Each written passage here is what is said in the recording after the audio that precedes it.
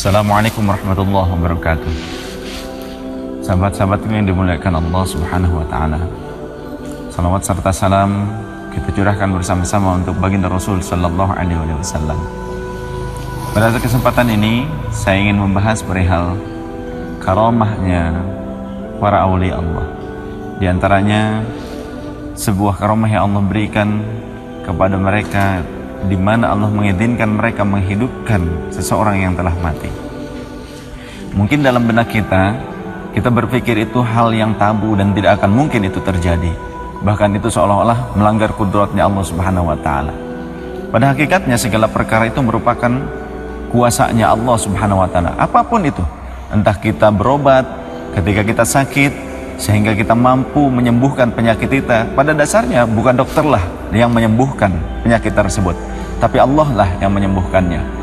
Begitu pula ketika kita mengetahui adanya kisah Syekh Abdul Qadir Al-Jailani pernah menghidupkan orang yang mati ketika bermujadalah dengan orang kafir, karena pada saat itu Syekh Abdul Qadir memiliki seorang murid, di mana muridnya bermujadalah dengan orang kafir yang mereka berbantah-bantahan siapakah yang paling mulia antara Nabiullah Muhammad SAW dengan Nabiullah Isa alaihissalam.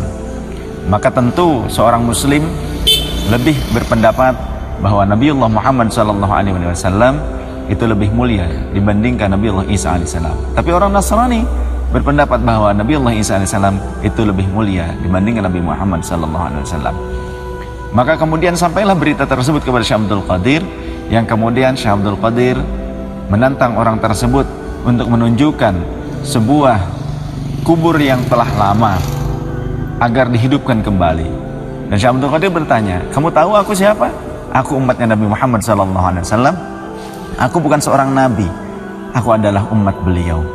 Dan bagaimana caranya Nabiullah Isa alaihissalam menghidupkan orang yang telah mati? Apa yang diucapkannya?" Maka orang Nasrani tersebut berkata, "Qum biidznillah." Hiduplah dengan izin Allah.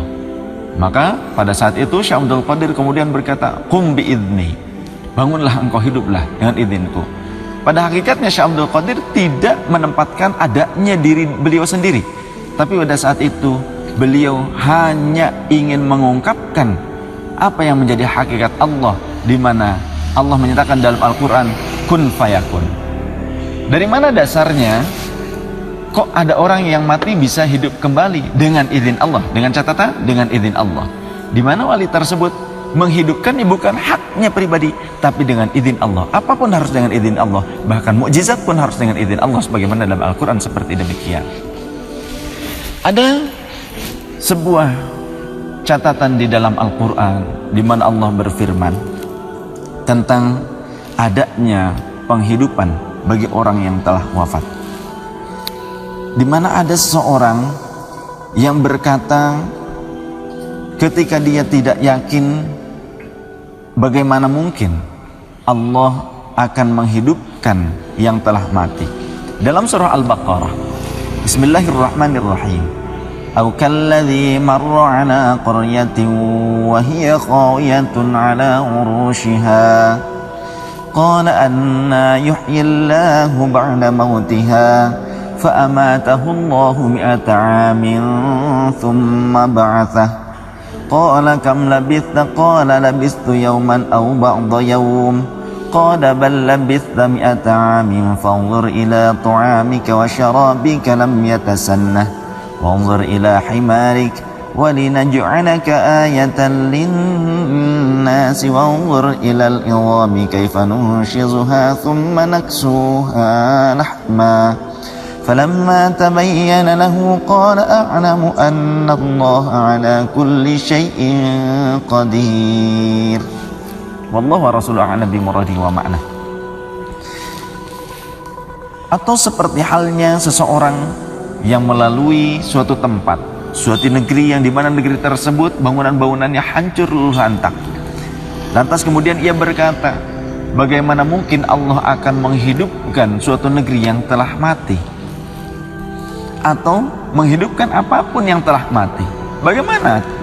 Maka kemudian Allah fa'amatahu Allah mi'ata amin tsumma ba'athah.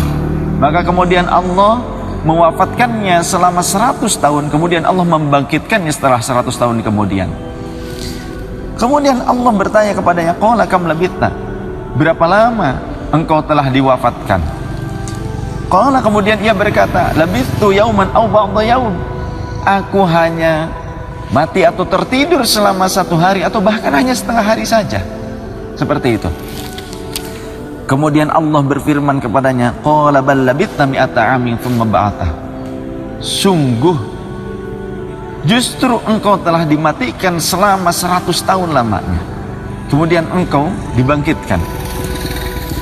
Lantas Allah pun berfirman, fanzur ila ta'amika wa syarabika lam yatasanna, maka lihatlah pada makanan-makanan dan minumanmu, memang belum berubah sengaja. Jadi Allah tidak merubah kualitas makanan dan minuman itu walaupun telah berada sekitar 100 tahun.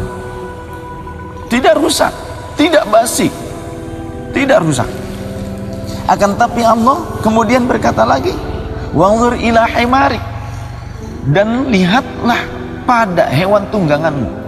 Coba kamu pandang keledaimu.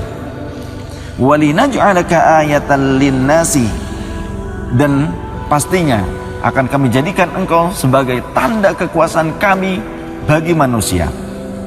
Wanzur ilal izami kaifa nunshizuha thumma naksuha lahma, dan lihatlah olehmu pada tulang belulang keledai tersebut bagaimana kami menyusunnya kembali dan membalutnya dengan daging hingga membentuk pada bentuk yang semula. Allah mampu melakukan itu. Allah tunjukkan itu kepada manusia. Tujuannya apa? Tujuannya adalah untuk menunjukkan keagungan Allah Subhanahu wa ta'ala. Dengan cara langsung ataupun dengan wasilah tangan-tangan kekasih-kasihnya Allah, itu mampu bagi Allah. Tidak ada yang tidak mungkin. Karena apapun yang dilakukan makhluk pada hakikatnya adalah itu perilaku Allah Subhanahu wa ta'ala. Jadi ketika waliullah mampu menghidupkan orang yang telah mati, dia tidak memiliki kemampuan apapun. Tapi pada dasarnya seorang wali diizinkan mengeluarkan karomahnya hanya dengan kuasanya Allah, hanya dengan izinnya Allah. Maka kemudian falamma tabayyana lahu qala a'lamu anna Allah ala kulli syai'in qadir. Tatkala telah jelas hal ini, kekuasaan Allah yang ditunjukkan kepada manusia, kemudian manusia tersebut berkata, a'lamu anna Allah ala kulli syai'in qadir. Kini aku tahu sesungguhnya Allah maha mampu untuk melakukan segala perkara. Jangan pernah kita mengingkari keberadaan karomahnya para aulia Allah, karena berarti sama saja kita dengan mengingkari keberadaan mukjizatnya para nabi. Wallahu a'lam.